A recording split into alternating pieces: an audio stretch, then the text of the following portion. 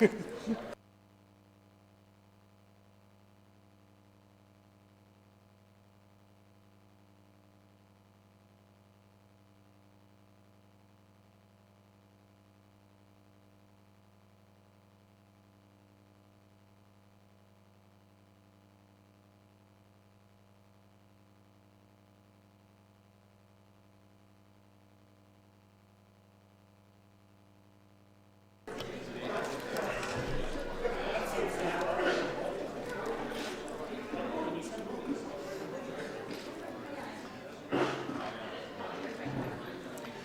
I could call the meeting to order, please. It's a special General Committee 2016 Budget Review meeting. It is 7:01. Mr. Clerk, Monday, November the 16th. Councillors, first of all, a motion to resume, please. Councillor Thompson, Councillor Tom, all in favor? Contrary? That is carried. Thank you. Councillors, declarations of pecuniary interest and general nature thereof, please. Seeing none, Mr. Clerk. Next up on the agenda, and I believe that we have one person who is signed up to speak. So, sir, we could give you that opportunity now, or we could wait until after we have the three budget presentations. The choice is yours. Okay. We'll just move to the presentations then, and we're going to start at item... Actually, can we just approve the tab to the agenda? Okay, I'm sorry. Could we please have a motion to approve the agenda with the following additions? Councillor Kim, Councillor Humphreys, comments or questions? All in favor then? Contrary? It's carried. Mr. Clerk, we'll move to item 4, which is the operating budget for the Aurora Public Library. Council, that's budget binder tab 7, and presenting is Ms. Jill Foster, the Chief Executive Officer of the library. And I note that I think you have the entire library board out here in full force. That's great. Not quite, but we're pretty well represented, as is the Cultural Center, as is the Historical Society, so we know how to pack them in. Mayor Daw and members of council, it's my pleasure to present to you tonight the Aurora Public Library's operating budget for 2016.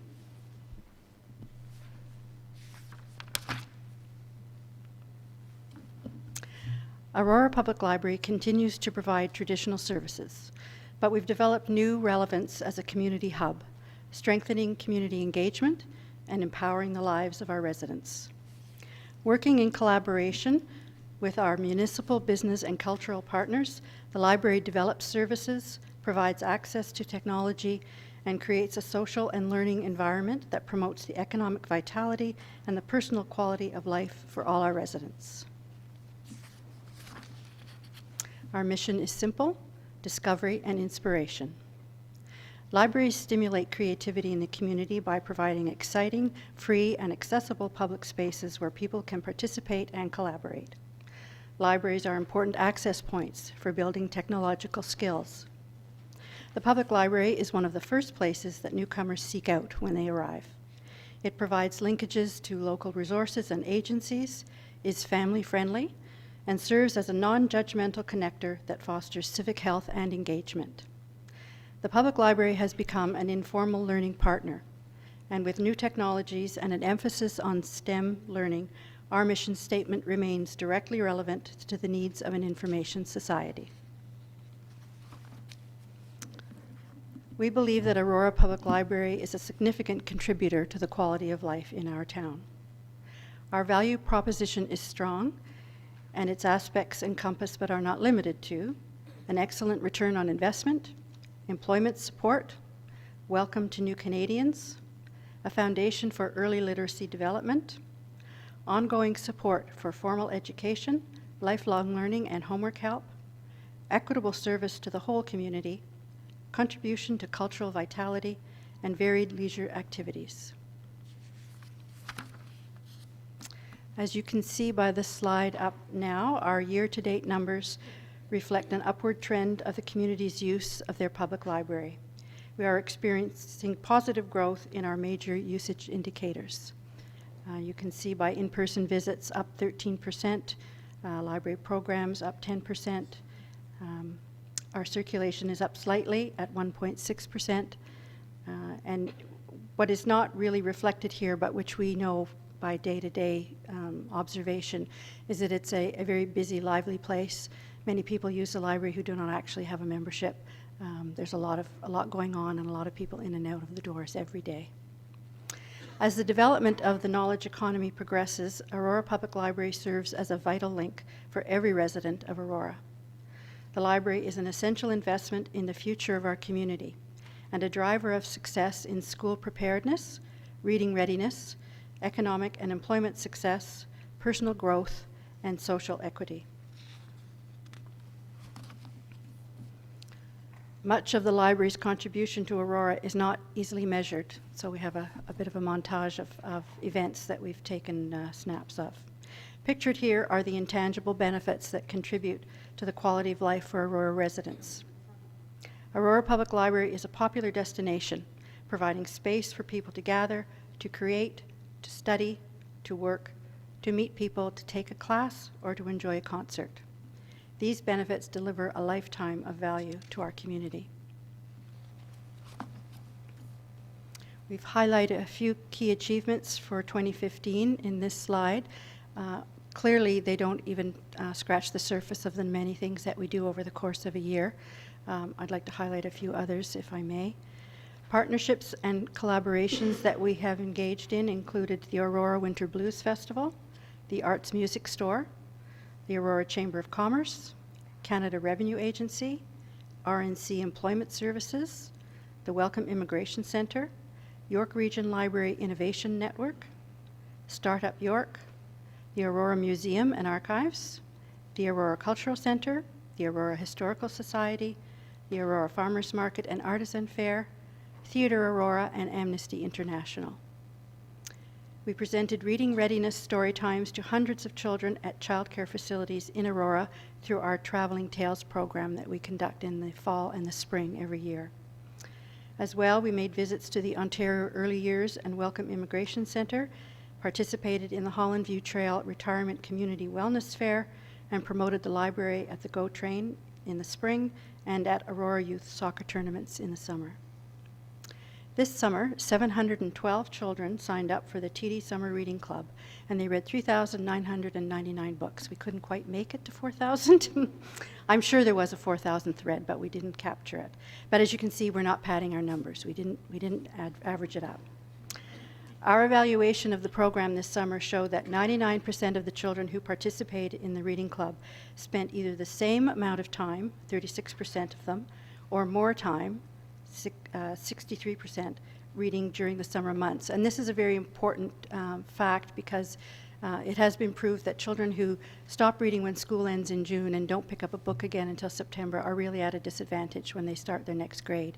And they have to struggle to gain back the level of reading that they had before the summer started. So we work really hard to get our kids reading and stay reading all summer long. We're pretty proud of that program. We expanded our second annual One Book, One Aurora initiative, partnering with 7 local book clubs. We screened the documentary Burma VJ with a question and answer afterwards by a Burmese activist. We offered writing workshops in connection with the book and hosted an exhibit of photographs from Burma circa 1996. We also distributed our little libraries throughout the town, one of which was at the town hall, so people could readily access the book and the whole community could, as much as possible, be reading the same thing. Our business plan for 2016 is designed around the 3 pillars of our strategic plan. Our plan is currently dated 2010 to 2015, so you will see further along that we're due to have that renewed. Our 3 pillars are engaging our community, mobilizing knowledge, and collaborating and partnering. To engage our community, we will develop a new strategic plan that will position APL to remain customer-focused and central to our community.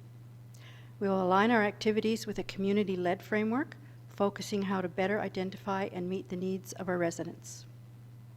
We'll increase our efforts to be a technological hub in the community and find new and improved ways to adapt technology to better serve our residents, including the adoption of mobile circulation and a 3D printing club.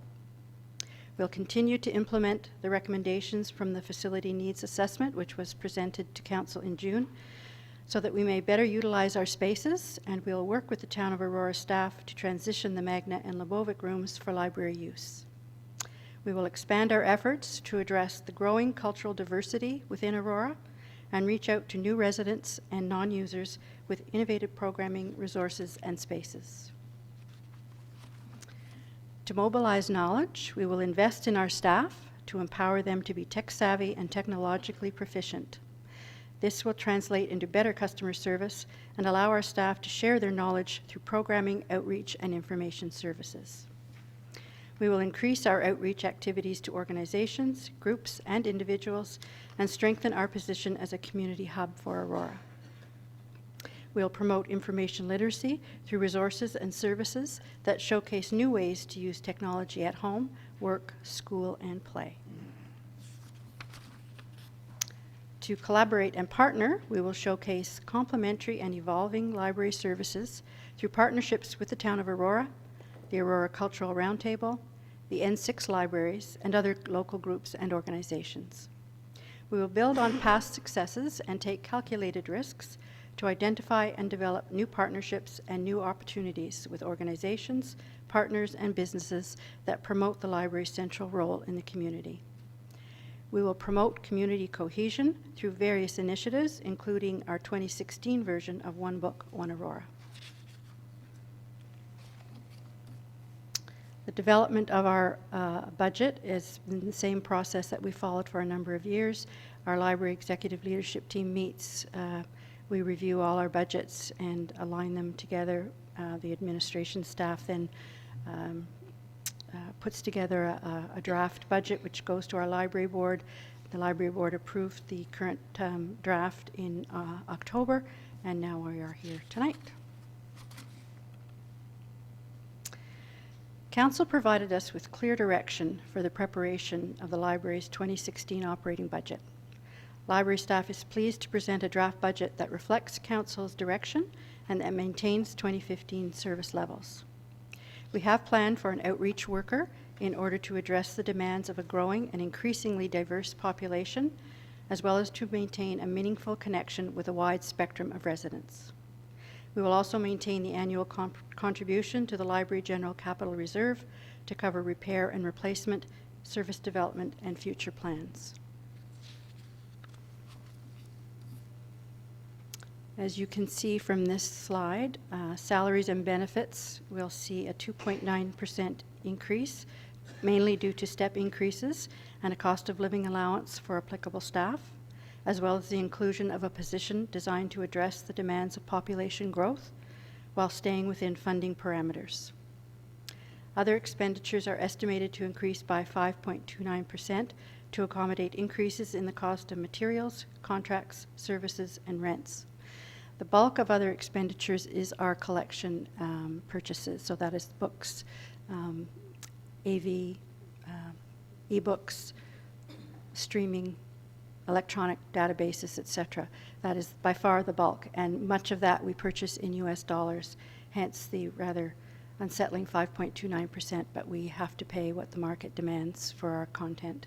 There's no increase in what we're asking for other than the increase in what the market will bear. We'll also be maintaining our contribution to capital maintenance at $130,000 this year. As far as revenue goes, our opportunities to raise revenue are limited by the Public Libraries Act. It speaks quite specifically on what we may and may not charge for. We do charge where we can, but those opportunities are limited. For instance, our fines and our lost and damaged revenues are not expected to increase this year, as they have not for the last two, primarily because of the popularity of e-books. E-books, by their very nature, cannot incur overdue fines. If you're not finished reading an e-book, it's too bad for you. Off it goes when the 2 weeks are up. There's no nice person at the end of the line at the library saying, sure, I'll renew that for you. So we don't get any overdue fines from that.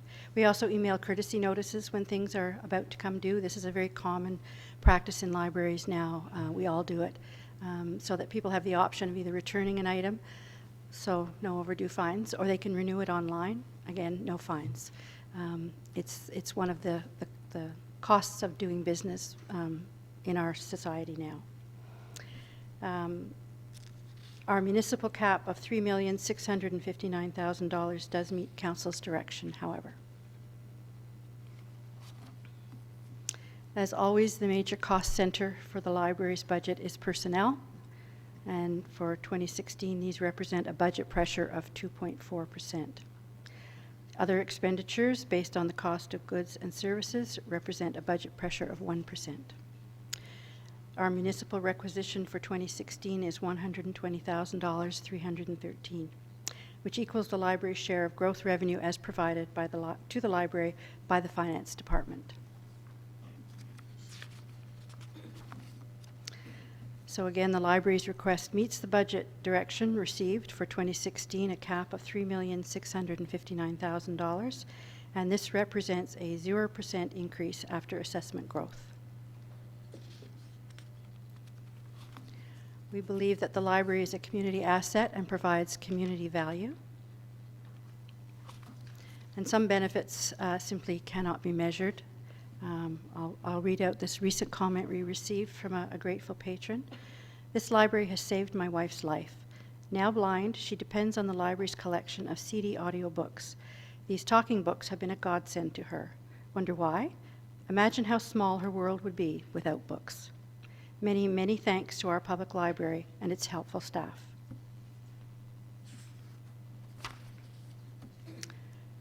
Every dollar invested in the library returns a benefit to the social and economic lives of the residents of Aurora.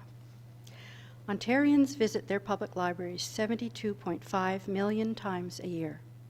Simply put, now more than ever before, Ontario's public libraries play a critical role in the social, educational, cultural, and economic success of the communities in our province. How does this translate for the residents of Aurora? Our average in-person library visits per hour is 73. The use of materials in the library is 79,976. Reference and reader's advisory questions totaled 15,500, and those can range from very simple questions to more complex. It's very often our staff expertise that's needed to help people find their next good book. That's not an easy thing to answer, and they do a great job of it. Technology, software, and social media support requests per year total 7,748. And it works out that per resident, the operating cost for library service equals about $61.19 for about the cost of two hardcover books. They're getting far more than what they would get from two hardcover books. And if you'll bear with me, I'm just going to run this quick video from some of our patrons.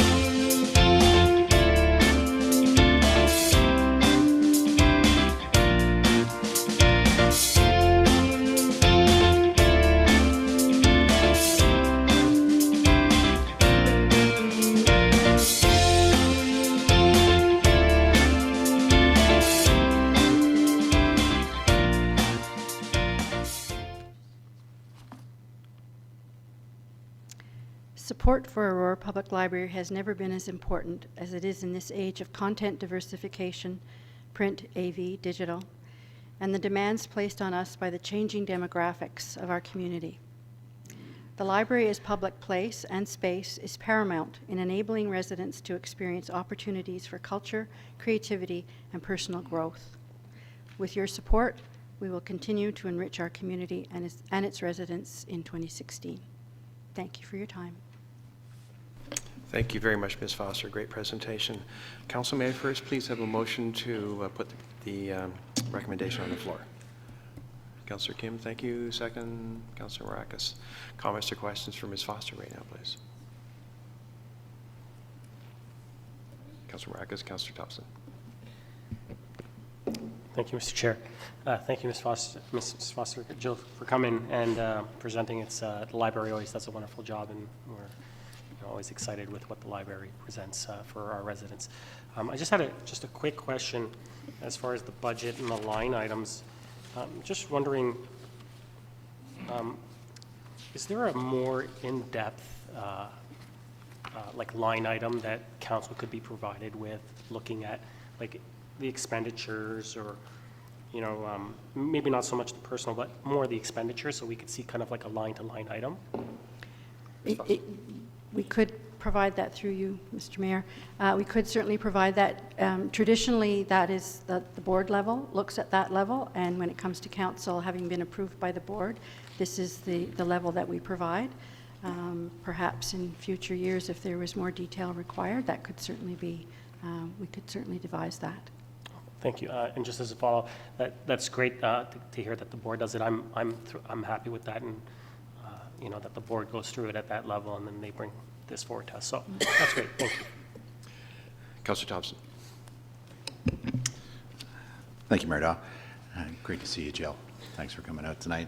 It's nice to see that once again the library continues to be well utilized by the community. In the slide for the library growth, you certainly noted that everything from public circulation to electronic requests are on the rise, and that's great to see.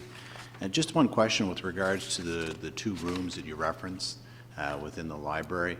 It's my understanding you're going to have greater use out of them this year, but I don't see any increase in the revenues. So can I assume then that the programs and that you'll use in that room will be, I guess, free of charge, or however you'd like to sort of describe them?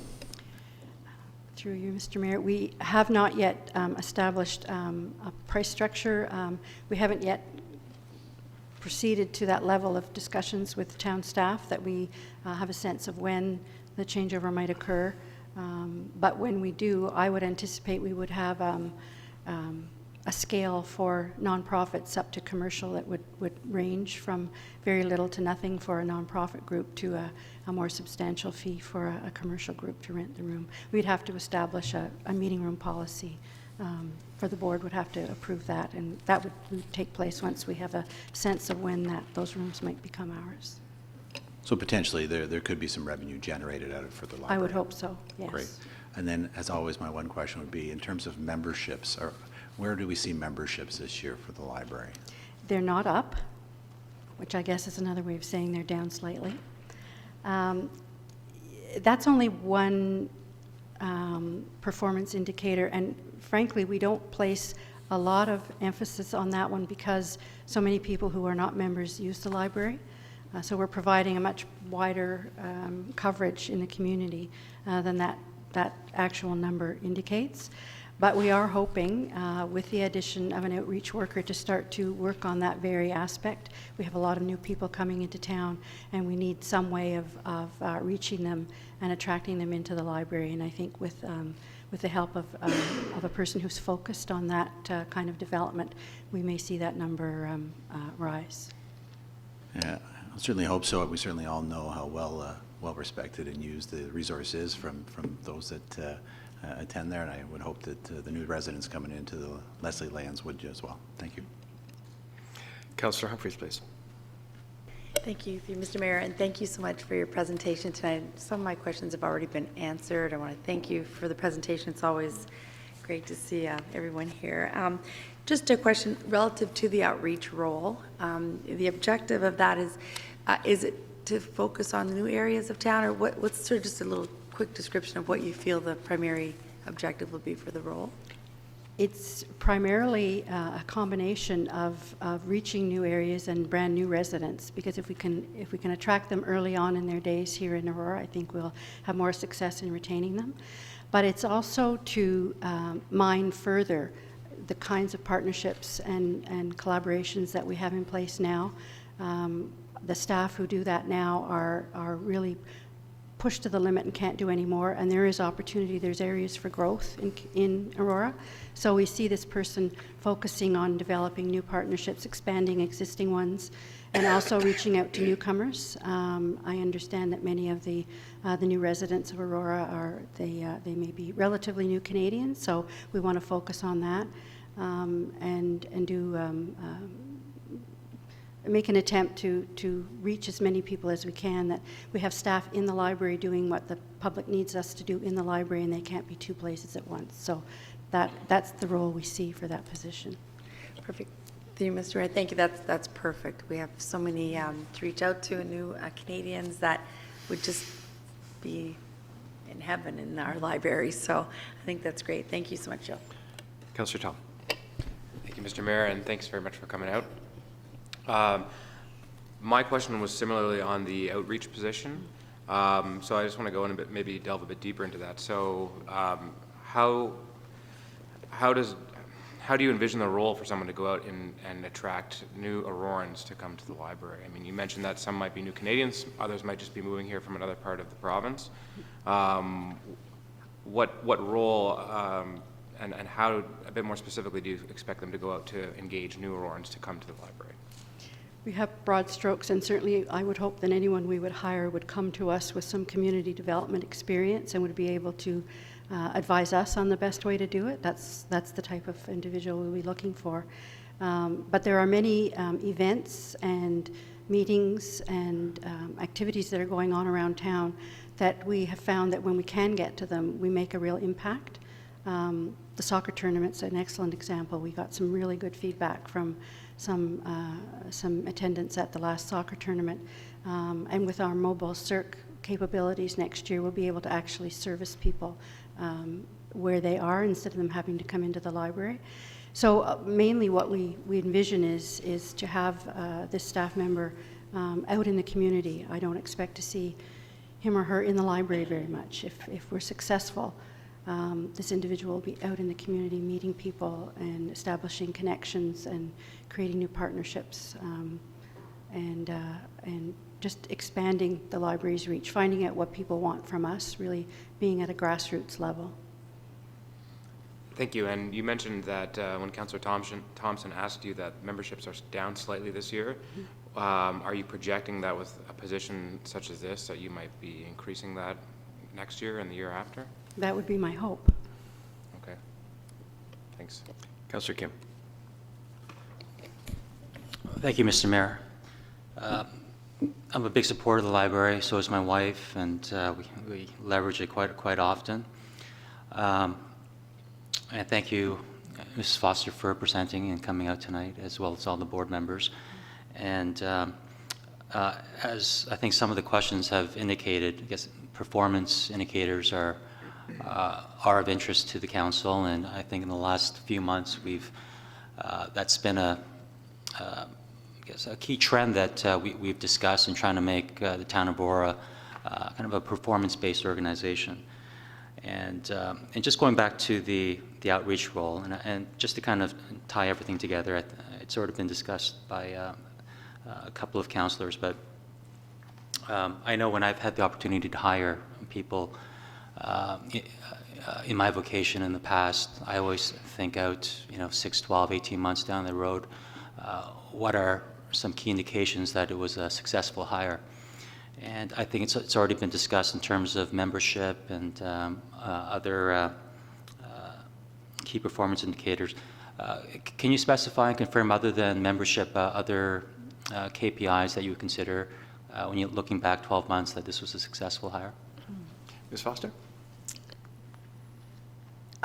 Just to make a point about memberships, the reason we don't place too much emphasis on our membership level is because everything else is going up. So clearly our membership numbers are not the driver for our success and our activity level.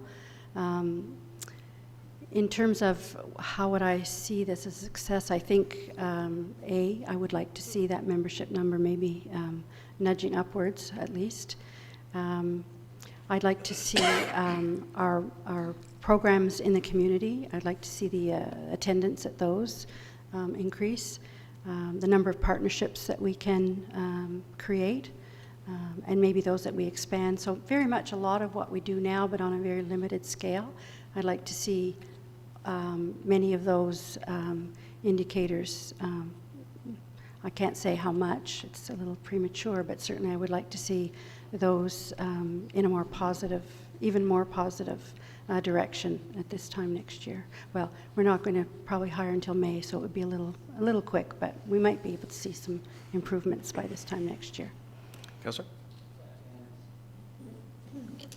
Last question. On page 3, there's a slide that shows that library programs have increased 10.2%, and the attendance of the programs have increased 3.8%. Can you interpret those stats for us in terms of, are they not in sync because, this is a year where we're kind of planning the foundations of these programs so that the attendance will come at a later date, or is there another rationale or explanation for that? Through you, Mr. Mayor, I'm sorry, I'm not quite sure, don't quite understand your question. Okay. On the library programs, Yes. it's increased a little over 10%, and the attendance, program attendance increased 3.8%. Normally, if the programs increase X amount, it usually they're very directly correlated. It can be explained by a lot of reasons, but I'm just wondering if you had any thoughts on why the numbers are not in sync necessarily. A lot of times our statistics will have bulges in them because we will have a particular event in one year that won't take place the next year. For instance, last year we had an all-candidates meeting, and so our program numbers were quite large.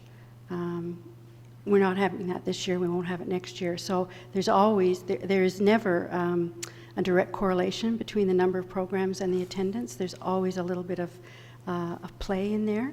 And some library programs may have 4 or 5 attendance, even though we offer it fairly regularly. We review all those and decide if they're worth having, but throughout the course of the year, we like to give enough time to find its wings and discover if it's a successful program. So it's really hard to actually correlate those two statistics from the way we operate, and also, as I've said, because we do have these anomalies that come back to haunt us for quite a long time. Councillor? Thank you. And just one comment in that, in my brief one-year stay on the board, just reading a lot of the research from the consultants and just exposure to the community, I'm finding that there's a lot of trickle-down effects from the library, economic benefits as well as cultural and social benefits. So I'm definitely a supporter of the library, and thank you for the work this year. Thank you, Ms. Foster. Just a quick question, on the outreach. I haven't been contacted this year, 2015, but in previous years I was contacted mostly by Witcher Stouffville with respect to having some kind of reciprocal programs. Has that been brought up again? Has it been looked at? Would this be part of what you might consider in terms of outreach? It has been brought up again this year. Actually, Witcher Stouffville, King, Georgina, and East Gwillimbury have all made a request for us to consider reciprocal borrowing. It was discussed at the board last month. It's really not a factor in terms of outreach for us. We would partner with a York Region group or a group that is not just in Aurora, but in terms of outreach to individuals, we wouldn't do outreach outside our boundaries. Okay. I think we'll be busy enough just with our own. Thank you very much. Councillors, any other questions or comments from Ms. Foster? Just before I call the vote, I was asked with respect to the recommendations that are on our agenda tonight, and just to confirm, and I didn't mention this to the member of the audience who asked the question, but just to confirm, we are in general committee, so the recommendations which we are adopting tonight are simply recommendations that go forward to council. So we're not making any decisions per se tonight. If there's no other comments or questions for Ms. Foster, then all in favor of the recommendation on the floor. Contrary? That is carried. Thank you very much.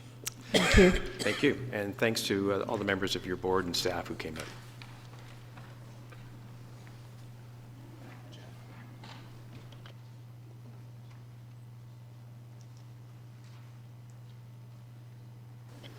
Next up, we have the Aurora Cultural Center. We have a host of people on this one. Ms. Chambry and Ms. Kraft. Good evening, Mayor Daw, members of council, staff, viewers in the gallery. My name is Laura Chambry. I'm the Executive Director of the Aurora Cultural Centre. With me tonight at my side is Bonnie Kraft, President of our Board of Directors, and I would like to acknowledge that in the audience we do have Heidi Franken, our Treasurer, standing by should you have any very, very difficult financial questions. Members of our Board of Directors, a great showing from our staff and volunteers. Now I'll pass it over with Bonnie. We're going to play a bit of tag team. Thank you, Laura. Good evening, Mayor Daw and councillors. Thank you for the opportunity to present to you tonight, and thank you also for your continued support of the Aurora Cultural Centre. In our presentation, you will see how the centre has developed in its first 5 years and where our growth is taking us. We'll be telling you what we do, our highlights and achievements, but the message we'd like to leave with you is more than what we do, and that is the value of the service we provide for the town of Aurora. Our aim is to demonstrate that value and the community impact of our activities. We'll also spend some time focusing on our unique partnership with the town and our commitments to achieving our collective goals. In 2014, the Cultural Centre and the town of Aurora entered into a 15-year agreement, the Provision of Cultural Services Agreement, in which we collaborated to develop a set of goals. You'll see tonight the various aspects of our operation and the requirements of resources that allows us to achieve these goals and will allow us to continue achieving these goals into the future.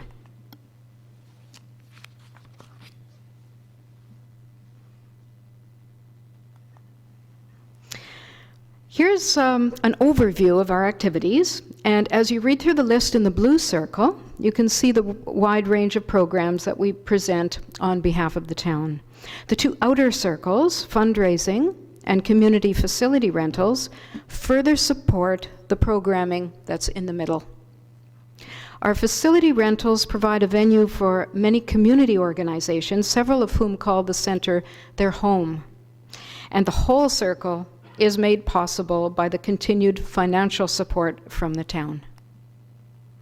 We'll be punctuating our presentation with some photos. Here are some students listening to a talk delivered by a volunteer docent. And here are some smiles from the 360 budding young artists from our summer programs. The next few slides will highlight some of the different areas of programming, which include all ages family events, youth activities, music, multicultural events, art exhibits, and heritage programs. In 2015, we presented 23 events for the whole family. These have been very popular and fill the center with life and energy. For Family Day, March Break, Doors Open, and Culture Days, the center provides full programming throughout the building, complete with live music and interactive activities.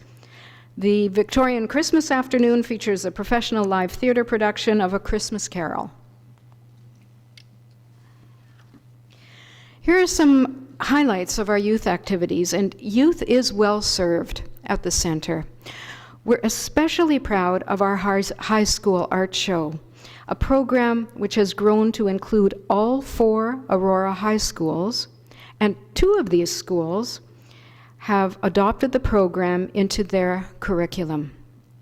Our staff go into the schools and mentor the students, who not only learn about putting on a professional show, but they get hands-on experience themselves in mounting the exhibits. Cultural Center also participates in the high school co-op program, in which each student has a 3-month placement at the center. Our staff designs individual programs for each of the students.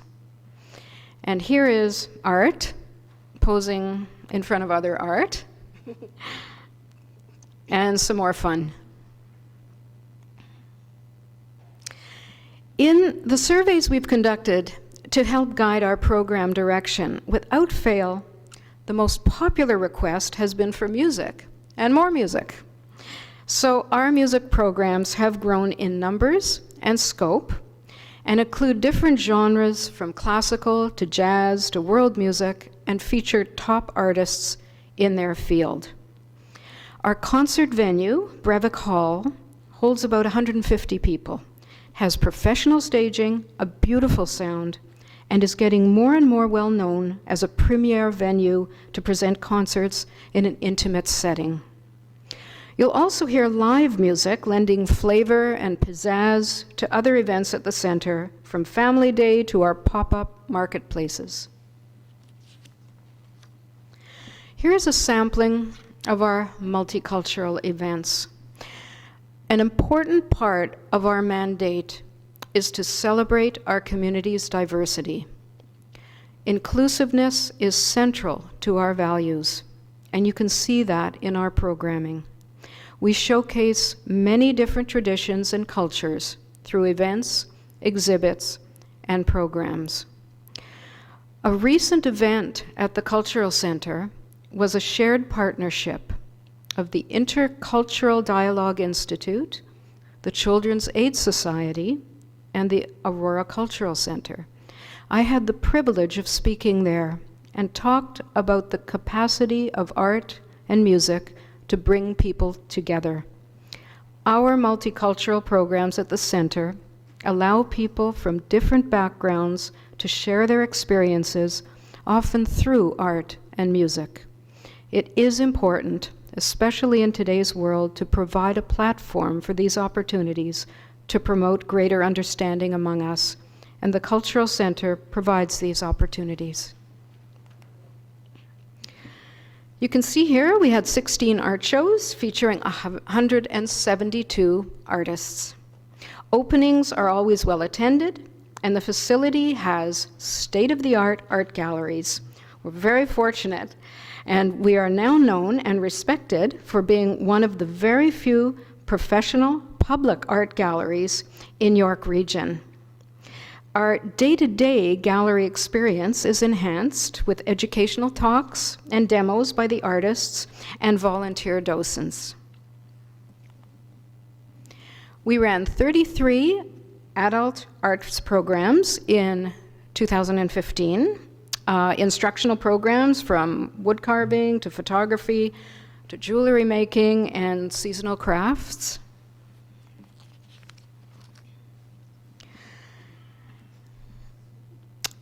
In the broadest sense, one can consider multicultural programs to be under the umbrella of heritage.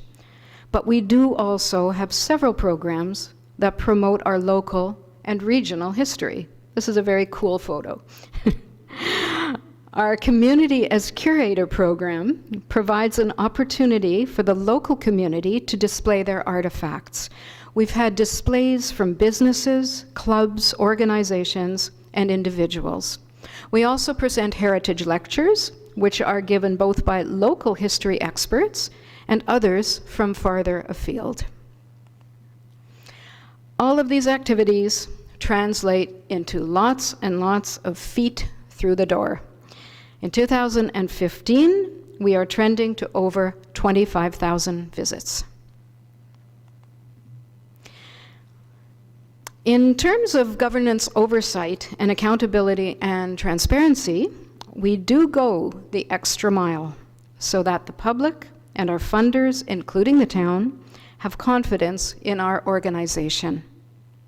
You can see our reporting protocols, our annual external audit, documents available on our website, and we also hold 4 public meetings a year. Here, in this photo, the Cultural Center is being presented the top award for transparency and financial reporting. And these awards are sponsored by Queen's University School of Business and the Canadian Professional Chartered Accountants. We've also maintained our Imagine Canada accreditation, and we've earned the right to use their trust mark, which you see there on that page. In the next few minutes, we'd like to focus on the unique partnership that we have with the town of Aurora. 5 years ago, you entrusted our organization with the delivery of cultural services. And in that time, the Aurora Cultural Center has become an integrated part of the fabric of Aurora. You provide the foundation, including the beautiful facility, and we in turn take our commitments seriously. And here are some of our commitments to that partnership. Our first commitment is that of creating revenue. And we do our bit. From 2010 to 2015, through our own efforts, we have created revenue of over $1.2 million, and all of this has gone back directly into programming. Of that $1.2 million, over $230,000 has been money raised through fundraising. And that is an impressive number for a new organization such as ours, and demonstrates the confidence that individuals, businesses, and other government funding bodies have in the Cultural Center and their belief in the value of what we bring to the community. This slide, Fundraising Growth, demonstrates the steady growth of our fundraising efforts. You see an increase of 92% since 2012. Fundraising is always a challenge, but we are constantly exploring new opportunities. And this graph, the town grant as a percentage of total revenue, so this represents the percentage of the town's grant as related to our total revenue. So when we started in 2010, the town's portion represented 90% of our revenue. Today, it is at a level of 56%. What this demonstrates is both sides of our partnership.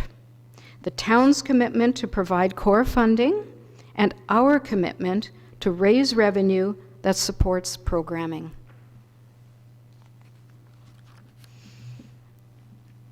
Our volunteers are the best.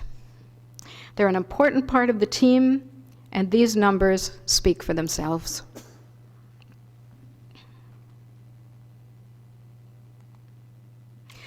Our next commitment to our partnership is to present community programs on behalf of the town. These type of events and programs have grown to become a major part of what we offer. They're at the very heart of the center. Most are free to the public. They enhance the cultural life of Aurora enormously, and they've proven their value by the thousands who enjoy them. However, all of these programs, which involve considerable resources, have no revenue recovery. Each program involves multiple staff working hundreds of hours, which equate to real costs. We realize that there is a balance to be achieved between revenue generating and non-revenue generating programs, and we will address that balance when we get to the pressures slide. Our next commitment is to support the local economy.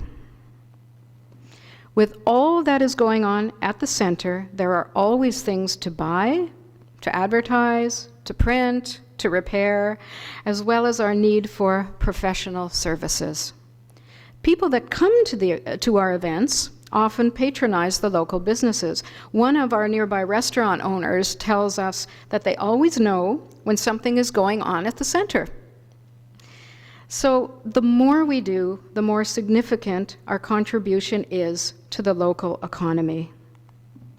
We are also a local employer, as most of our staff live right here in Aurora. The next thing we do as part of our partnership is to promote recognition of Aurora. Our activities promote the town's brand beyond our borders. The Cultural Center has become one of the major attractions in the town. And we're seeing more people from elsewhere attending events. Our staff and board often attend conferences, workshops, and award ceremonies, and the town and its support is always acknowledged. Truly, our success is Aurora's success. And at home, we acknowledge the town at our events. Many are attended by the mayor and councillors who often give the official town welcome. The town's funding is acknowledged in our printed materials, website, and on social media. One of the clearest illustrations of our partnership is that we are a major driver of the town's cultural master plan. And I will now pass it on to Laura Shembry to continue with the presentation. Thank you.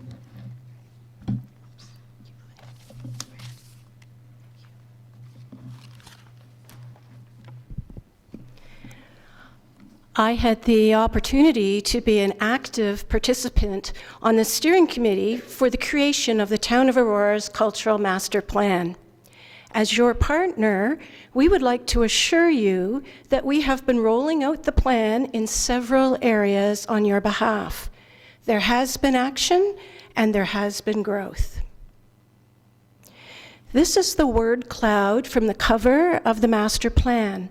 This identifies the most popular responses from a public survey to the question, when you think of culture in Aurora, what immediately comes to mind? The larger the font, the more frequent the answer. You will see that we provide programming around most of the responses, and certainly with regard to the largest words. These phrases are taken directly from the plan and represent just some of the ways in which the Centre is taking action for the town. Supporting creative economies, addressing the growing cultural diversity of the community. We truly do celebrate diversity at the Aurora Cultural Centre. Increasing awareness of cultural resources and activities, responding to the needs of youth, addressing the needs and interests of seniors. So some youth hanging out in Brevic Hall upstairs. Here we are bringing youth, music, and art together. Some happy singing seniors. And partnering with the Royal Canadian Legion. New initiatives for 2016. We do have new initiatives planned for 2016. Some of these, of course, are dependent on funding. Canada's 150th celebration in partnership with our friends, the Aurora Public Library. Growth of an additional summer program focusing on youth. A Culture Days partnership with our other friends, the Aurora Historical Society. We will be expanding our partnership we will be expanding our artisan pop-up markets and shows throughout the year. We hope to have the addition of a front lawn sign and refreshment of the building's banners. And we look forward to exploring new collaborations through outreach. Having said that, the Centre is experiencing a unique set of pressures. Loss of revenue-generating program space. Number 2, town grant no longer covers our core staffing costs. Number 3, the cost of delivering non-revenue-generating community programs. And in number 4, our 2015 grant did not include a cost of living allowance. So together, these have created a unique set of challenges for the Centre. This chart shows the percentage of revenue growth over the previous year for programming. We have identified programming revenue in blue, and we have pulled out facility rental permit revenue in red. In 2011, program revenue showed a growth of 24.5% over 2010, and facility rental revenue growth of 15%. In 2012, program revenue growth of 19.2% and facility rental growth of 23%. 2013, program revenue still strong with a growth of 9.3% and facility rental revenue growth of 22% over previous year's results. And in 2014, you can see that something occurs. The trend of growth dramatically slows. Program revenue down to 2.9%, and facility rental revenue to only 2%. 2015, fortunately, our program revenue responded to our 2015 initiatives of launching our gift shop, creating awareness that fine art is available to purchase from most art exhibitions, and increasing the size and scope of our summer children's programs. We were able to achieve a growth of 3.2%. Rentals dramatically declined, dropping to negative 15%. What has happened?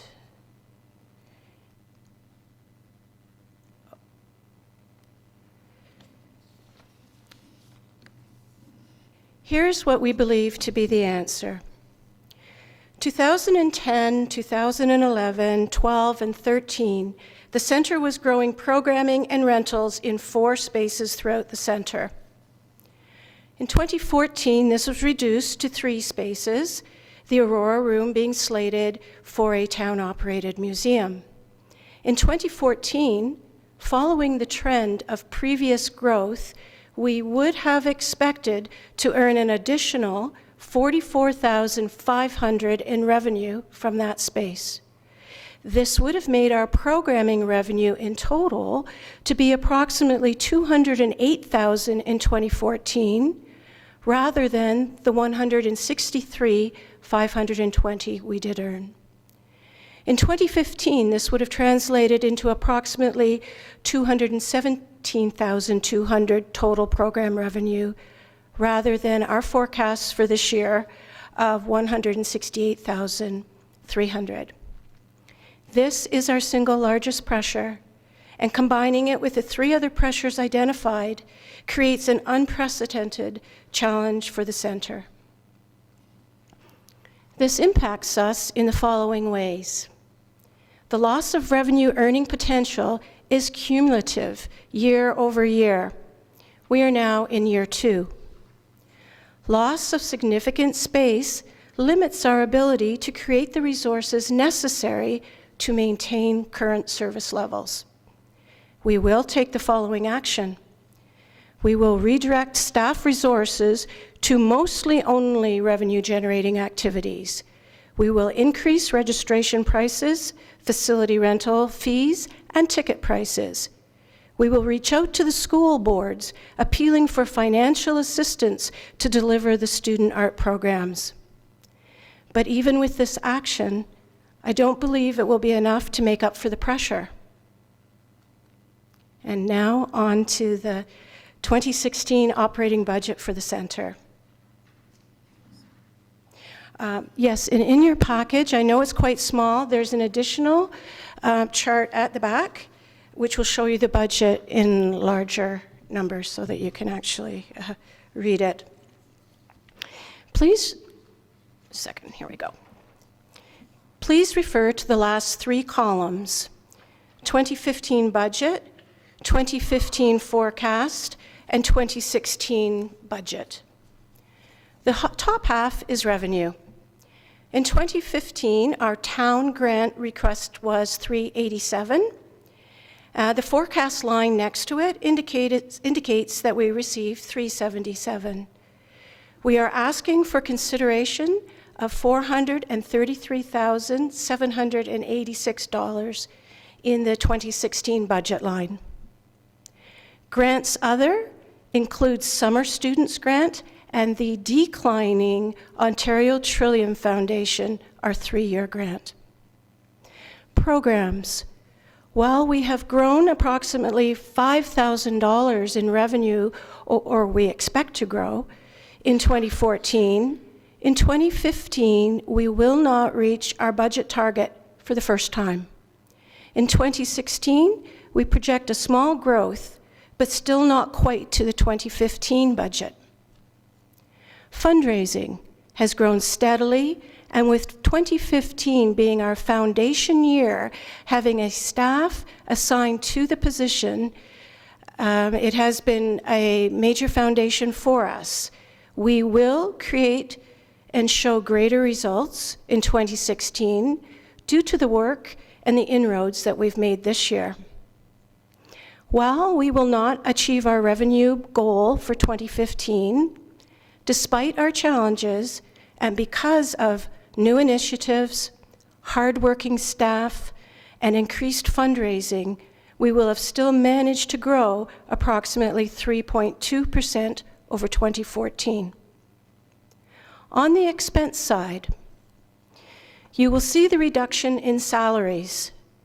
This is because we went 8 months longer than expected to make our 2015 hire. In 2016, there will be no new hires. The 2016 numbers on the far right simply reflect the remainder of the 2015 hire contract, 25% cost of our summer students, growing assumption of the salary of the Ontario Trillium grant position, cost of living for staff, and an increase in costs of benefits. I believe everything else is pretty self-explanatory. Under the section of Other, just note that that includes equipment lease, bank costs, insurances, and office expenses. We are presenting a transparent review of what it takes to operate the center in 2016, reflecting our unique pressures, maintaining the majority of our service levels, and balancing the budget. The Aurora Cultural Center Board and staff respectfully appeal to Council to take our full presentation and the unique pressures we've talked about into account when determining our operating grant. We are proud to be your partner, and we work hard to leverage your support into growing the fabulous Aurora Cultural Center programs and events on your behalf. In this slide, please note former Prime Minister of Canada, Paul Martin. He's ringing the bell and viewing the galleries. There's David Crombie on the right-hand side, and lots of Aurora citizens participating. Bottom right, Sylvia Tyson. And other examples of some of the activities that have taken place at the center this year, finishing with our board of directors on the bottom right. Thank you for your time, and we look forward to answering your questions. I'm sure there'll be many. Thank you very much, Ms. Chambray and Ms. Kraft. Council, may I first have someone put the motion on the floor? Thank you, Councillor Abel. Councillor Maracas, second. Comments or questions for the presenters, please? Councillor Maracas. Thank you, Mr. Chair. Thank you for the presentation. I think we all appreciate what the center provides for the town. With that being said, I'm just curious, does the center realize what the council has put forward as far as budget constraints? I mean, we've asked our staff, we've asked everyone to come back with a certain limit that we expect, and we were looking at that 1.8% tax rate that we wanted to achieve, and so far we have. And I'm just curious, with that being said, you've come back to the town, or the center's come back to the town and asked for basically an increase of 13%, and I'm just wondering why that's presented, knowing that the pressures that every department is under this year. Yes, thanks for your question, and through Mr. Mayor. So why didn't we come in at $377,000 when we were, of course, aware of that? The board feels that it is council's right to know what it takes to run the center and maintain the current service levels. We felt it would be doing the center and the town a disservice if we didn't present that number to you. So we had a choice. We could use this $377,000 grant number and build a budget around that. But for us, that would have meant presenting a deficit budget, going into our reserves for a second year, as well as having to make hard decisions about reduction of programs. Or, and it wasn't an easy decision for us, we could come in with what we really need to keep the current service level and appeal to council to recognize the value of what we're bringing. So we weren't prepared to, and we don't think it's council's will that we make service cuts at this time, and didn't want to come in with that premise at the start. Thank you. And through you, Mr. Chair, I'm also just curious, is the center kind of, it seems like I'm reading from the material that the center has a policy of looking to not charge for programming most of the time. And I'm just wondering why that is why don't we charge for more programming to up the revenue a little bit to offset the deficits? The free community programming that we provide is near and dear to our hearts. We want to make sure that access to culture is available to everybody. So we have a business plan that rolls out programs that some of which are free, some of which are by donation, some are registered, and some are ticketed. So we want to make sure that the center is an inclusive place and not an exclusive facility. Having said that, as I did mention, we will be increasing prices and in the manners that I suggested, but it would be our goal to continue to keep free programming in order that the whole community can benefit from the center. You know, that is one of the things, and we talked about diverting, the possibility of diverting staff resources to the majority of revenue, revenue generating programs. We will have to do that, but we don't want to. We believe that your center is truly a community center. We'd like to keep it accessible for as long as possible. Thank you, Mr. Chair. And just through you, one more comment. You mentioned that it's free programming. With all due respect, I love the center and everything, but it's, in my opinion, it's not necessarily free, as it's subsidized by the taxpayer, so therefore it is not free. So that's just my point of view. Thank you. Thank you, Councillor Marcus. I have Councillors Humphrey, Kim, and Abel. Thank you, through you, Mr. Chair, and thank you very much for your presentation this evening. It was beautifully presented and well done, and I know it wasn't easy to come here and deliver the message. It's a fact. It's the impact on the center. You're putting on the table for council to consider, and I appreciate that straightforwardness. I believe there's a lot of hard work behind the center. I know that the center's doing everything that they can to increase the revenue for the situation, but it's well done, and I do think we need to understand the risk of the loss of that funding going into your reserves is always a risk. You don't want to do that. So I'm looking forward to seeing what we can do around the table and discuss this in terms of what we can do to help. So thank you. Good, Councillor. Councillor Kim, Abel, Thompson. Thank you, Mr. Mayor. Thank you, Mrs. Kraft and Ms. Shembry for presenting today. I think we all know the value of the Cultural Center, and unfortunately everything has a cost. You mentioned that there were 25,000 visits this year. Can you compare that to 2014 or previous years in terms of what that performance is? Actually, we, of course, don't have 2015 figures in yet, and we still have several events still to come. At this stage, we're looking at 25,000. That could be 26,000. It could be less than that.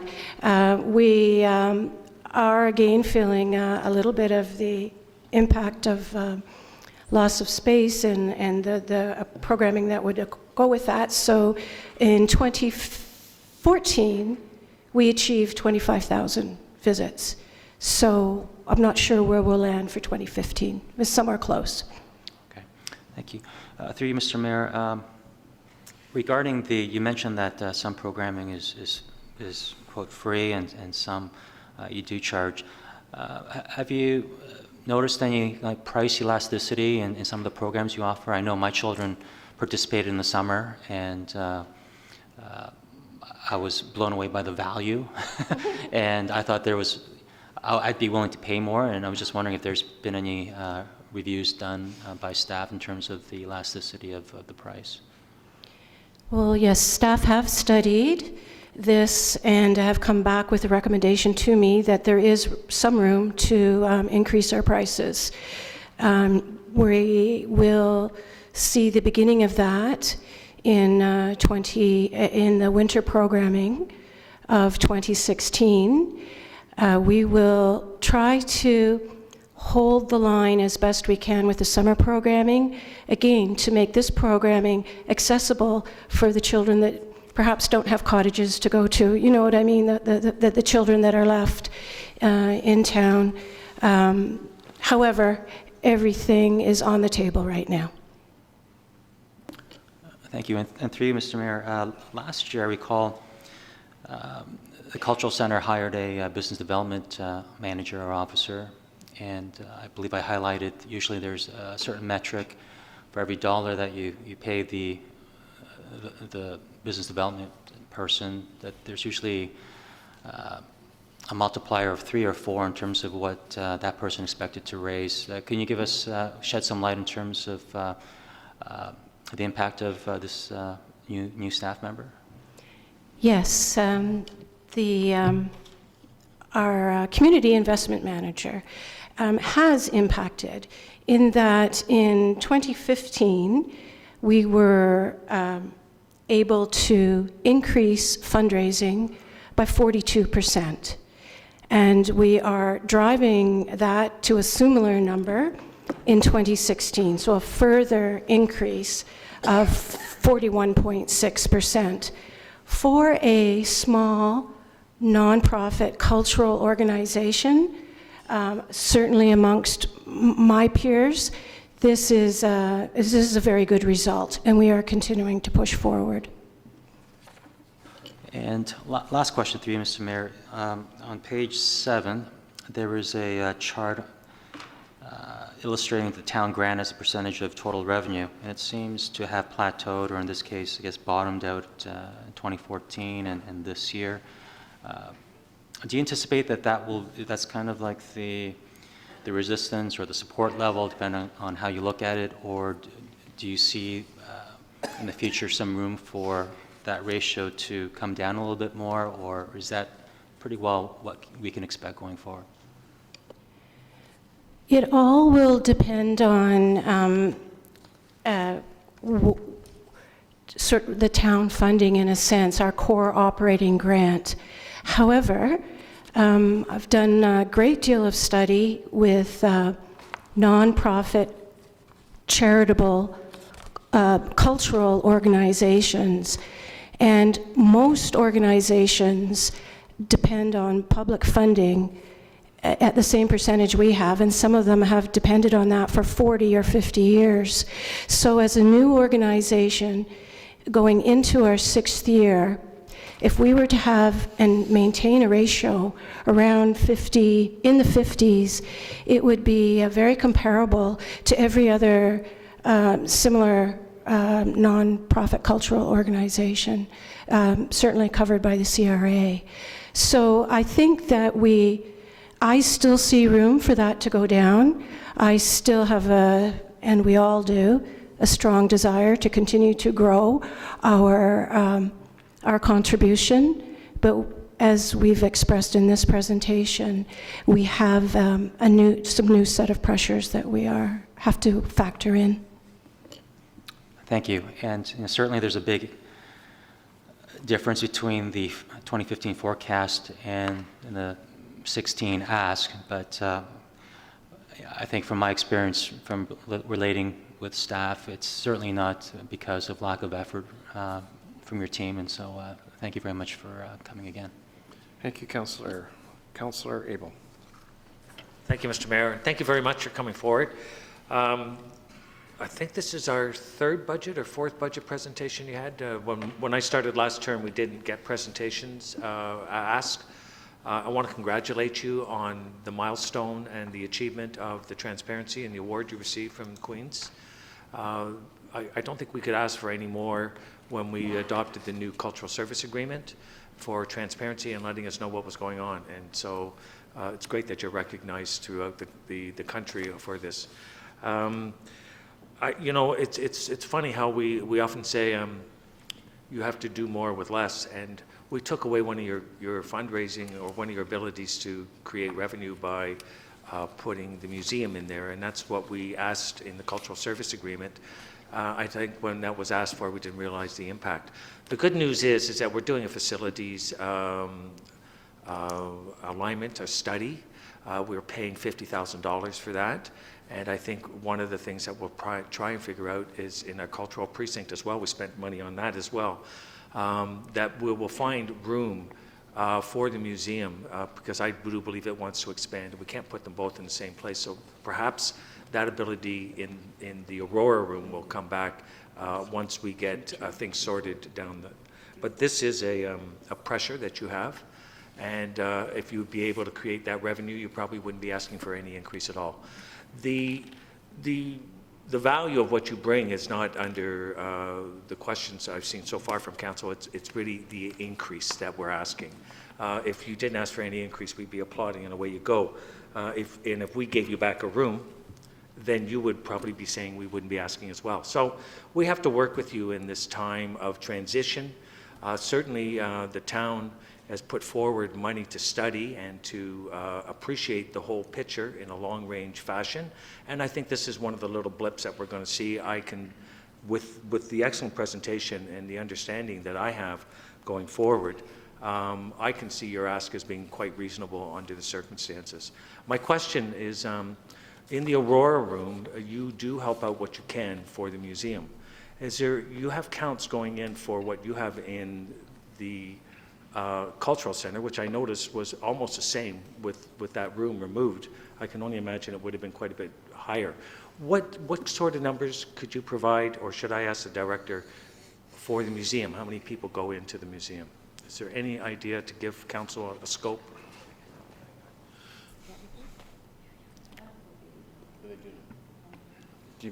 I know that you count numbers quite judiciously.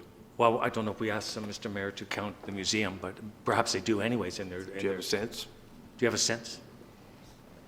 Yes, it wouldn't be official, and I wouldn't want to speak for another Well, organization. then perhaps you should. Perhaps we'll ask the director then. But okay. Mr. Downey, would you happen to have any information on that? Through Mr. Mayor, the museum is open when the cultural center is open. Okay. So we would suspect that if you were walking through the cultural center, the opportunity to go into the museum would also be there. Thank you very much. Councilor? The community programs that you do provide at a free cost at the taxpayer's expense, I do appreciate that you gave a list of sort of how you doors open and packages like that. And to me, it's very similar to what we provide in other areas of the town, and that would be Santa Claus Parade, concerts in the park. So those are, we don't charge revenue for those. So it's either withdraw them and carry on, or so there's a great value in what you do. And it's part of the community fabric, and I appreciate how you've networked that through the ripple effects into the economy, into the employment, into the engagement of the youth, our seniors and all that. So I see it as a complete package and program, and encourage you to maintain and go forward on those initiatives that you provide for us. Thank you. Thank you, Councillor. Councillor Thompson. Councillor Tom. Thank Thank you very much. Thank you, Laura and Bonnie, for coming this evening, and all the board members as well. As was stated, I think the fact that you've already had 25,000 visitors through the center to date, I think that's wonderful, as is the 5,000 volunteer hours that you indicated on the slide. And my one question for you has to do with the pressures. And one of the pressures you indicated on the slide was that the town grant no longer covers core staff costs. Can you explain that a little bit further? Because when you look over the history, it looked like we've always covered the core staff. And so I'm wondering why that's not the case now. Yes, let's just refer to the budget here, that under expenses, the salaries, you can follow across, understanding that since 2014, our grant was $377,000 in 2014, and our staffing rates were $353,819. Now, moving to 2015 forecast, you see that grant remained the same. And for the first time, our salaries went up a small amount, and it was no longer able to bear the cost of the grant. Sorry, I'm not explaining that very well, but we've stayed at $377 for 2 years, and our staffing costs and benefits have continued to rise. And thank you, if I may. So that line indicates that the salaries paid, that's for strictly, I guess, administrative staff to run the center? That doesn't include those providing programs or anything else? The program instructors and those that are not part of our complement are included in the program expenses. So this line includes staff and our contribution towards summer students. Great. That's what I was trying to get at, was that definition of what you saw as core. Yes. Thank you. Well, we do feel, Councillor Thompson, that with the 2015 hire, we are now at the core, our core staff complement to operate. Often it's 7 days a week now. Councillor Tom. Thank you, Mr. Mayor. And thank you guys for coming out tonight. A lot of the stuff I was going to ask has been answered already, although I did want to ask you a bit more about the fundraising, donations, and sponsorships. So for the 2015 budget, the number is 70,100, and it dipped slightly in the forecast for the rest of this year to 66,000. And you've indicated that you're forecasting, or you're asking for in the 2016 budget, and you're accounting for a $93,000 figure for that line item. And I just want to know what do you feel is going to make up that $93,000? Is the bulk of it fundraising, donation, sponsorship? Could you just give a breakdown for council on that number? We are growing our sponsorship opportunities, and the response from the community is also growing with them. So we expect to see continued growth in sponsorship. We have the opportunity for the first time this year to donate online, and we anticipate growth in that area.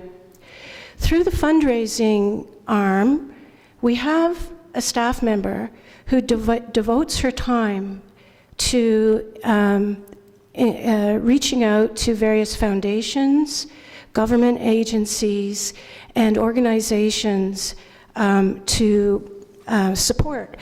However, the interesting thing that we have found out is, because we are so diverse, which you have seen in our presentation, because we're not just an art gallery, because we're not just an instructional programming facility, or because we're not just a performance venue, we do not qualify for some of the traditional, for most of the traditional arts fundings that are out there. And by this I mean the Ontario Arts Council, Canada Arts Council. If, for instance, most art galleries receive pretty substantial operating funding from the OAC, which we have as yet been unable to tap into, even though we have 4 professional art galleries and are larger than many of those galleries that are doing standalone galleries.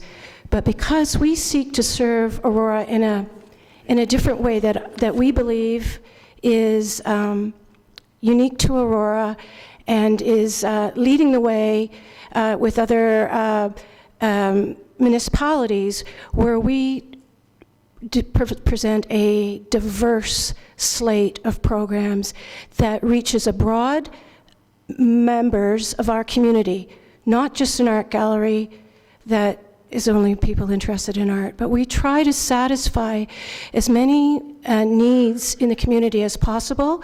And not only that, to use town funds in as broad a way as possible to benefit more people.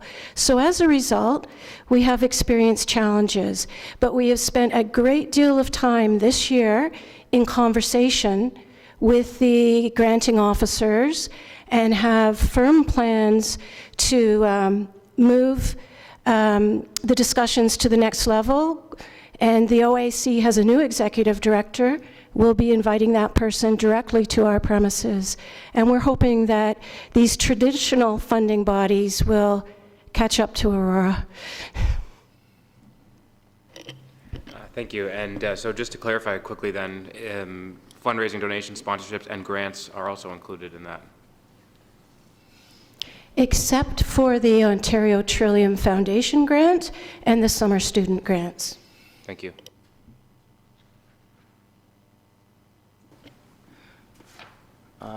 I've got,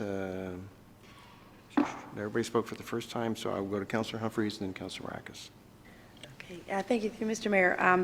So I just a couple of things. So a couple of things that you said earlier in the presentation that I feel is of incredible value is knowing that high schools are actually putting this into their curriculum for a credit, meaning the value of the school systems, both public and separate, I believe, have come in and inserted that in the grade 12 art program, if I'm not mistaken, just to confirm.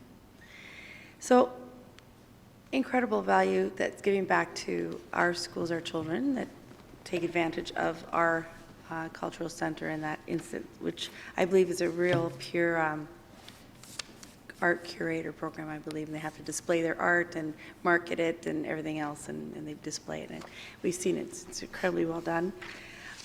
Your outreach program, or not outreach, but in terms of welcoming new Canadians or diverse culture into the cultural center is extremely important to me, knowing my family's from, they immigrated here, and would have loved to have a center or a place to go. And I believe you've got something called, am I mistaken in saying passport program? I just want to, if you could just talk to that for 1 second, what that means to a new person in our community, a new Canadian. Yes, we have participated with the Cultural Access Pass. And the Aurora Cultural Center is the only location in northern York region and beyond to be a destination for new Canadian citizens in their first year.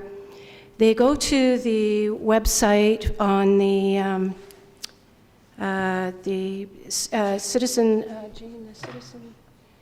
it's the new citizen website, and they can download a passport that will provide them with, or they actually file the passport, and they must come to the cultural center to actually get it. So we print it off for them, and at that point, we are the first point of entry for many of these people for Aurora culture in Aurora. We give them a very warm welcome. We tell them everything that's going on in the town, and we quite happily hand them a passport that gives them the opportunity to visit cultural institutions throughout Aurora for free, throughout York Region for free, and right across Canada for free. So we reached out to the Institute for Canadian Citizenship as soon as we were aware of this, and I think the photograph that we showed of our staff at Town Park had the big banner there welcoming new Canadian citizens to Aurora. Right. Thank you. And to that point, and all the other areas that you mentioned, it's extremely important for us as we grow in our community to have that kind of venue and service you're bringing back to our town and current residents and new. And in terms of economic development, I happen to have a lot of friends and family who are in the arts and music part of the world, which I'm not part of at all because they don't want me anywhere near a microphone to sing. However, they are very, very familiar with the Cultural Center and have come and performed there and have been there, and they rave about it. And this is Orangeville, Oakville, Mississauga, Hamilton. And bringing people into our community is what we want from an economic development perspective. So I think there's a lot more that can happen as well on top of what you've already done. And I know you're going to keep going in that direction. So for me, in understanding that I was a huge advocate of the Aurora Room, and I'm still happy that it's there, and I love it, and I want our culture and history to continue thriving in the best possible way, and wherever that's going to be is going to be. But in light of that, the impact of the loss of revenue of that room, I did not anticipate or know or think it would be a big deal, to be really upfront with everyone. So understanding that pressure, it's put the Cultural Center at a different start than any of the other organizations that I believe coming forward in terms of keeping your sort of base and either maintaining it. You're starting at a deficit that I don't think other, correct me if I'm wrong, other communities that we support or committees and so on, boards, have coming in at. So I wanted to state it out there. Before I say anything further, though, I'll let the conversation go around the table. Thank you. Councilor Marcus. Thank you, Mr. Chair. Through you, I'm hearing that there was, I guess, a bigger problem was that the loss of the Aurora Room, and so I'm just curious. I'm looking at the sheet we have here in front of us, and in 2013 it states the revenue was $37,400, and I'm just wondering the programs that were offered to get to that point, were they eliminated, or do they still exist? The programming we have moved throughout the facility, and it creates quite a tremendous more amount of work where there's been one activity, we have to turn it around quickly to follow another activity in. We're now using gallery space for programming, which we've never done before. Our programming, that's why you see it a little bit better. The result is a little bit better. But where we have not been able to compensate is in the facility rental area, where that room is perfect. And the town, certainly the town departments have been in that room many times for meetings of 30 people. We can't relocate a meeting like that, and that's what we're losing. And also, we have lost some of our larger rentals in Brevic Hall because we have been unable to provide breakaway space for part of the workshops that they anticipate. We also, it's had a major impact on other community groups as well, who all used that room in the past. And one particular group, we've had to work extra hard just to keep the rental this year. And that would be, I hope I'm not speaking out of turn here, but that would be Pine Tree Potter's Empty Bowls fundraising event, where they had seated 60 people in that room before, and now that's removed. So they're still with us, and I hope they'll stay with us longer. Okay, thank you. And as a follow-up through you, Mr. Mayor, so is it my understanding then that the program still exists, but the main loss is the facilities, and so the rental for the facilities, so therefore just from my look here, so in 2014, the $44,500, that was the projected revenue. Would that be the facilities rental? Would be $44,000? Well, it's more than that. I think the important concept that I should put forward is that it's earned revenue opportunity. So we weren't anywhere near our capacity in 2013 in that room. And 2 years later, where would we be now in that room? Much further ahead. So it's not only what was lost in the year 2013, it's the cumulative effect of that loss year over year and our inability to grow revenue in that space. Okay, thank you. And through you, Mr. Mayor, I'm also curious if we only approve the 377 and ask for the center to hold the line, can the center operate for 1 year? Because from what I'm hearing is that there's opportunities for some extra fundraisings, some new donations possibly coming in, some bigger grants within next year. So maybe if we did hold it at 377, we could revisit this next year at next year's budget. I'm just wondering, can the center operate under those conditions?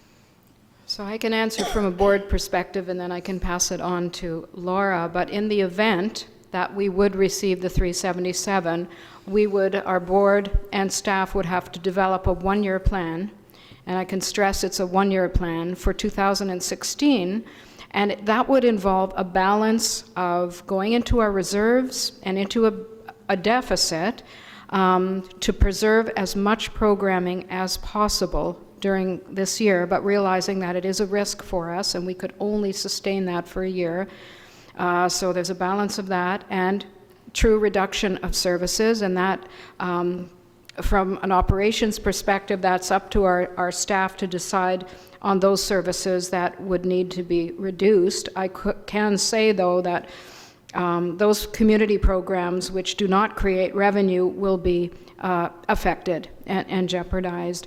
And we would hope also in the case that we do not receive our request, is that perhaps at the beginning of 2016 we would ask to begin a process of meetings with council and staff to reassess and reevaluate our budget with respect to town support. So ongoing meetings in the spirit of a true partnership to discuss the level of support which fairly reflects the relative value of our services in the big scheme of the town's cultural services. So, I mean, those are, and of course the other things from operational as well, to study the increase of ticket prices and that, but it would involve some reduction of services going into our reserves for sure, but the hope that we could sit down with council and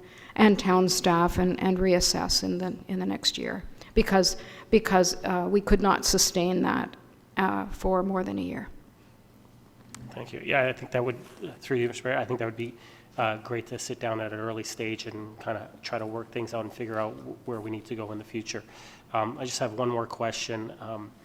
I don't know if the center is aware that we've have a consultant working on a cultural precinct design, and I'm just curious if the center has any of the board members or anyone has contacted with the consultants to look at possible programming that would kind of coincide with what the thoughts and the visions are going forward.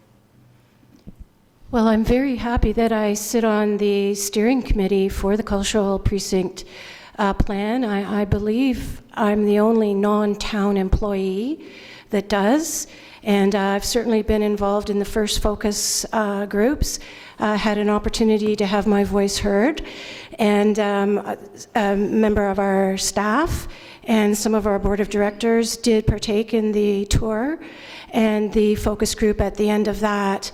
Unfortunately, I did miss a meeting this week, or last week, preparing for the budget meeting tonight, but I look forward to being re-involved, and yes, I am excited about the cultural precinct, and I'm sure that the cultural center can be a major part of anything that goes on there. Thank you. Yeah. I have Councillor Kim, then Councillor Abel. Thank you, Mr. Mayor. You know, the passport program is actually, I'm guilty of saying that it's the first I've heard of it. It could have been used back in the 70s when my family came over. Just as this brief aside, a lot of South or East Asians, they come to Aurora for the first time because they think that they're going to see the Borealis. And so that's one of the common reasons why people of Southeast descent actually has visited Aurora for a brief moment, but go home disappointed. With that said, It's like going to Gravenhurst. I think Councillor Marakis already touched on this about because of the funding gap and what options. So my question is related or exactly that. Other than dipping into the reserves from a long-range perspective or midterm perspective, for sustainability's perspective, has staff and the board considered what cuts would be made?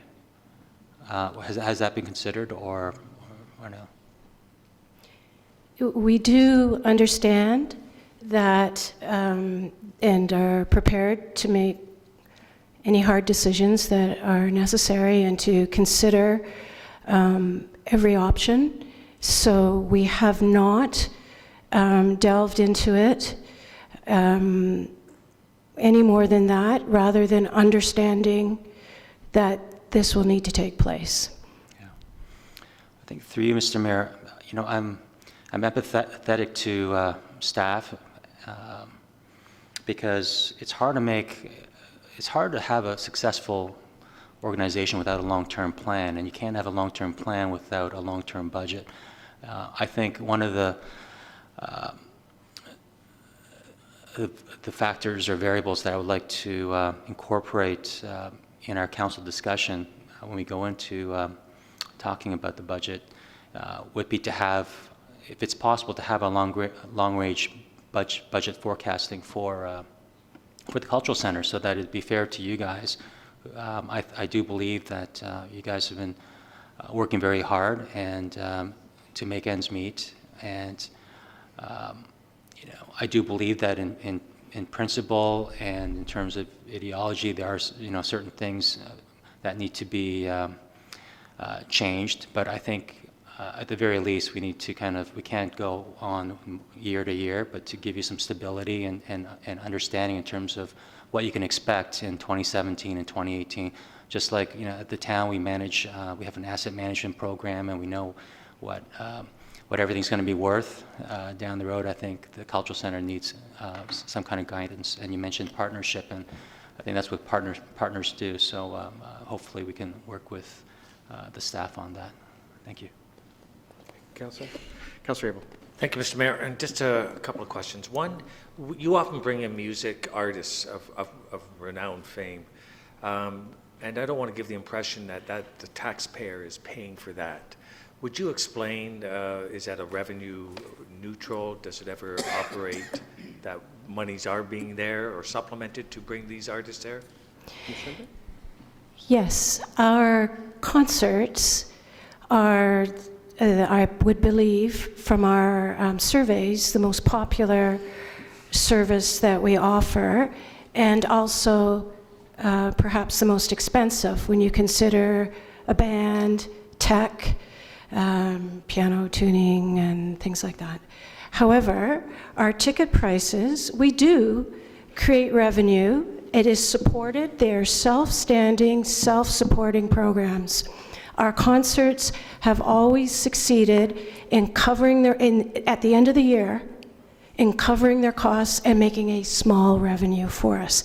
So we'll see where we are at the end of 2015. I'll be glad to share those numbers with you in the new year, but they cover their own expenses. So it is not a burden in that manner to the taxpayers. It's not part of the grant money that we give you to do that.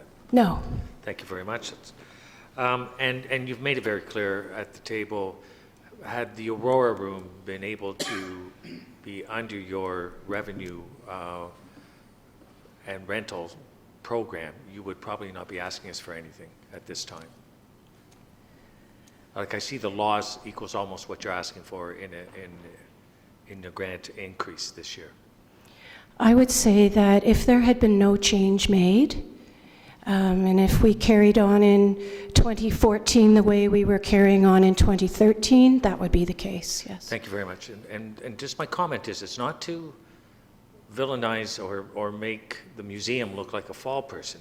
I think it's really our responsibility to make sure both flourish and that they're both given an opportunity. So we should provide for the museum, and that I see we'll be doing. But we should also maintain an agreement and allow you to do your work. So that'll be something that we will sort out as a council so that you both can flourish. Thank you, Councillor Abel. Everybody's spoken twice with the exception of Councillors Tom and Thompson, so if neither of those gentlemen wish to speak again, I'll call the vote. You've spoken twice, Councillor. Don't forget that this is going forward to council, so we still have another opportunity to discuss this. Not now. No? Oh, I'm sorry, I was just corrected by the clerk. You can move an amendment. But you can't speak to the main motion. Just to the amendment. You can move it, you can put an amendment on the floor, Councillor. Thank you, Mr. Mayor. I'd like to make an amendment to adjust the grant for the Aurora Cultural Center to be, going to look at this a little differently, to go to not the full ask, which is, I know what the board would really appreciate, but I'm going to start with the moving to $399,604. I'm sorry, could you put that? Higher? Give me that, no, give me that number again, please. Higher in my voice? Let's say 420,000, and start there, and then to Councilor Marakis's point, you know, to start the discussions. May I speak Just to my second. amendment? Not yet, because I want to get the number. 420. 420, $420,000. Is there a second for that?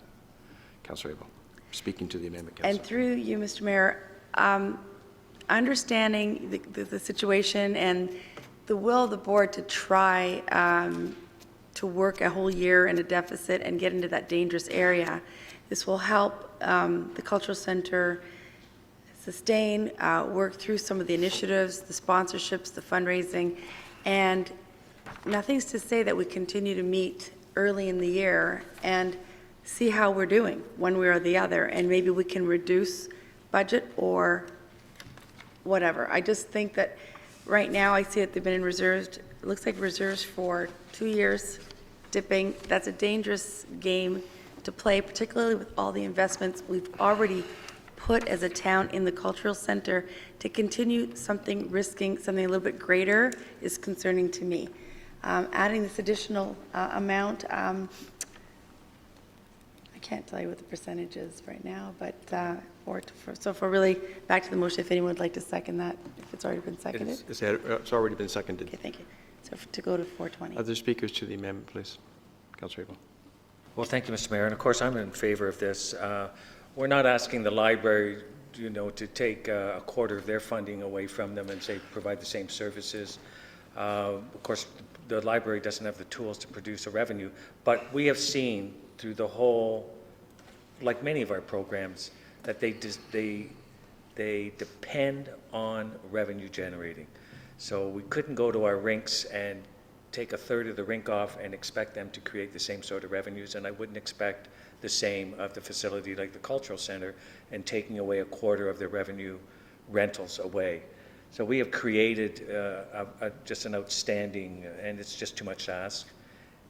We've also invested, as Councillor Humphrey said, in the Cultural Center for years.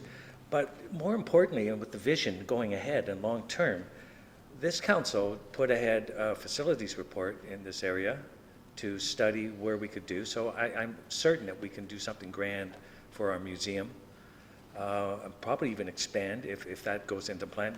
So we put a $50,000 study into that just last month or the month before, and we also put in $70,000 towards a cultural precinct. So it's a lot of money that we put forward to envision, and the cornerstone, one of them, has to be this cultural center that we have there. So it's my thought that going forward in a long-term vision, and we invested in that just in the studies and consulting, and we've also invested in establishing a museum in their revenue area, that we should be able to show a little more support than cut them at the knees and say, keep going. So Understanding all that, I think I have no difficulty in supporting Councillor Humphrey's motion to, in this case, to accommodate them with their increase, in spite of the fact that we've asked all other parts of our organization to maintain a 1.8%. The 40,000 on this is not even one of the studies that we put forward. And I often get criticized when I say $40,000 is not a lot of money if you put it in context to the $60 million budget. Because $40,000 would go a long way in my household, and I'm sure it would in anyone else's. So I'm not making light of that. I'm just putting it in perspective, that for what we do in our town, the cultural center, and the fact, and worth repeating, that we took that room away, and that's a big revenue source. I think it's reasonable until we sort out our long-term plans and facilities and find proper ways for the museum and the cultural center to flourish, that this year we would accommodate them in their ask. And so, Mr. Mayor, I'll support that. Thank you, sir. Other speakers to the amendment, please. This is just to the amendment. Councillor Thompson. Is it possible to get clarification from the mover whether this increase is an increase to the overall tax rate, or whether the thought is to find the savings elsewhere? When we get to budget discussions, through Mr. Mayor, I'm sorry? may I speak? Yeah. Mr. Mayor? Through Mr. Mayor, I'm just answering Councillor Thompson's, that when we get to the budget discussions, absolutely discuss that where we find it, not on the tax pressure, for sure. And I think for myself, I'm not comfortable in increasing that overall rate of 1.8%. We challenged all of our directors. And in some cases, the only way that was achieved by raising fees. And so I think it's important for us to maintain that. If we're going to, advocate for any increases, I think it needs to be found elsewhere within the budget. As a follow-up question through you to Mr. Downey. Mr. Downey, the museum's budget for 2016, is there an increase forecasted in the budget for the museum, or did you hold the line as part of that whole 1.8%? Mr. Downey. Through you, Mr. Mayor, we held the line as directed by council. Thank you. Councillor. I think that's one of the challenges we're going to have, is there's a lot of different areas where staff chose not to have any increases to maintain that overall comment of 1.8%. So I think personally, I'd rather have this conversation in conjunction with the rest of our operating budget discussions around the different, because I know there are other groups as well now that are looking for increases. And so, if council is going to stick to the principle of holding to 1.8%, where is this money coming from? And I think that's an important decision to make as part of this overall. Yes, there's the council discretionary fund, but that alone is not enough to cover this particular ask. So I'd like to know where it's going to come from before we vote. Councillor Maracas, Councillor Tom, and Councillor Kim. Thank you, Mr. Chair. I really don't have much more to add than what Councillor Thompson mentioned. Everyone knows my feelings, and I feel that we need to hold the line. I've been fighting for that all summer and pretty much all year. And, I think that if we can find that in different areas, I'd prefer to do it that way. And I just wouldn't be comfortable setting the limit at 420 at this time until we do find those areas that we can maybe adjust the numbers and move things from one area to another. If we find those, fine, we can have that conversation and we can make those adjustments at that time. I just don't think this is the time to set that limit at that height. I think we set it, I'd prefer to have it at 377 and move forward from there and have those discussions at looking at where we can find that money. Councillor Tom, Councillor Kim. Thank you, Mr. Mayor. And without sounding like a broken record, I feel like I'm of the same opinion. I think this evening I would probably rather maintain the level that's on the screen. And then once we can figure out, if we do as a council decide that an increase is necessary, we can find out where the money will offset that in the budget, as Councillor Thompson and Councillor Maracas mentioned. My question, though, if I may, to Mr. Elliott, would be we froze the funding from 2014 and 2015, so we kept it at 377 last year, which was the same as 2014. What would, if we were going to increase based on inflation, what number would that look like? Mr. Elliott. Through you, Mr. Chair, inflation that we've been using for budget purposes is 1.1%. So it'd be about $4,000. And would that be similar for 2014 to 2015, or we're using a separate number for that fiscal year? Sorry, 15 to 16, we're using 1.1. What about 14 to 15? I'm not sure what it was, but council chose to hold the line last year on Okay. a number of fronts. Okay, thank you. And I guess my point is, I'd like to have discussions based on that and other things that, other areas we can find the funding, other ways that we can perhaps increase the budget that we allocate to the cultural center. But I just feel like tonight, I would prefer to go forward with the number on the screen and then have those deliberations at a future meeting. Councillor Kim. Thank you, Mr. Mayor. You know, I never did well when it came to impulsive purchases. When I go to a store and I see something I like and I feel like getting it, it's an emotional response. And it's not to downplay the amendment, and I'm not sure how I'm going to go when a decision comes in terms of whether to vote to provide more funds or to leave it a status quo or even cut further. I don't have an opinion, and I think the amendment just came too quickly for me to really synthesize that in my head right now.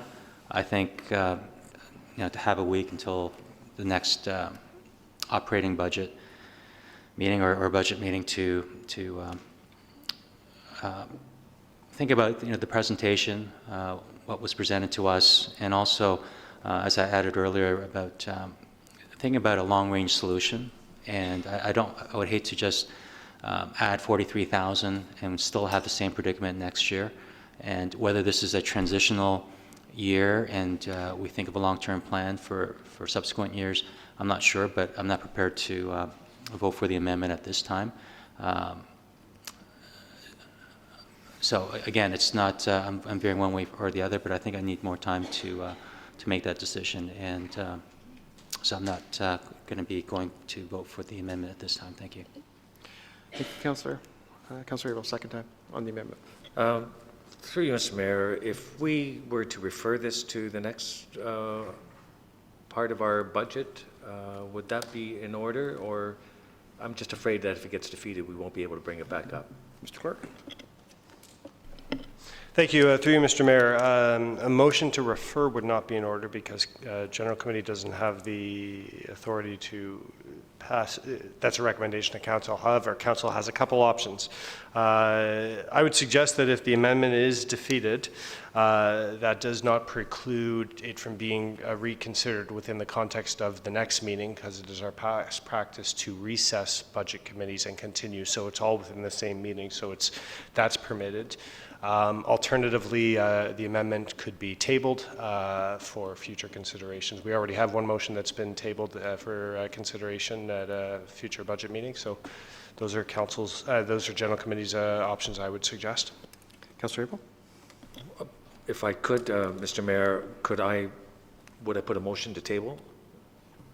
If that would be all right with Councillor Humphreys? Second. Councillor Humphreys, you agree with that? All in favor of tabling this to the next budget discussion, to the general operating budget discussion? Contrary? That is carried. Thank you, Mr. Mayor. Thank you, Councillor. So this will come back at our next meeting. And we hope that you will as well.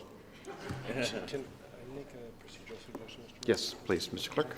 Thank you. Through you, Mr. Mayor, if I might make just a procedural suggestion that Council, just a second. well, Council. you have tabled this.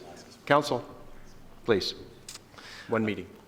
If I might make a procedural suggestion that Council does adopt the first recommendation to receive the General Committee adopt the recommendation to receive the report and presentation, so that the only matter remaining will be the consideration of the actual budget amount. Thank you. Councillor Abel, are you okay with that? Thank you. Seconder? All in favor then? Contrary? That is carried. Thank you, Mr. Clerk. It's still coming back at the next meeting. Thank you. Next up is the 2016 operating budget from the Aurora Historical Society. Mr. Albino. President of the Board of Directors. Welcome, sir. Okay. Okay.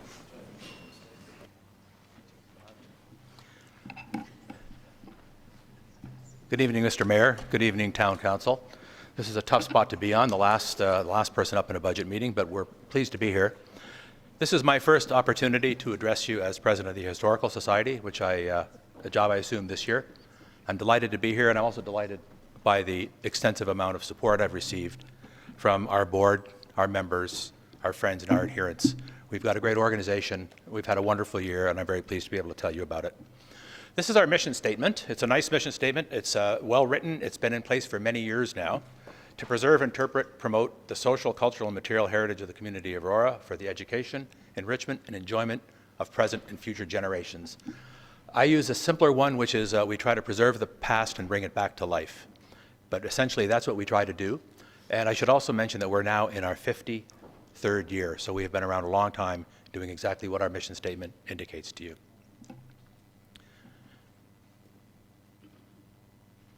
Okay.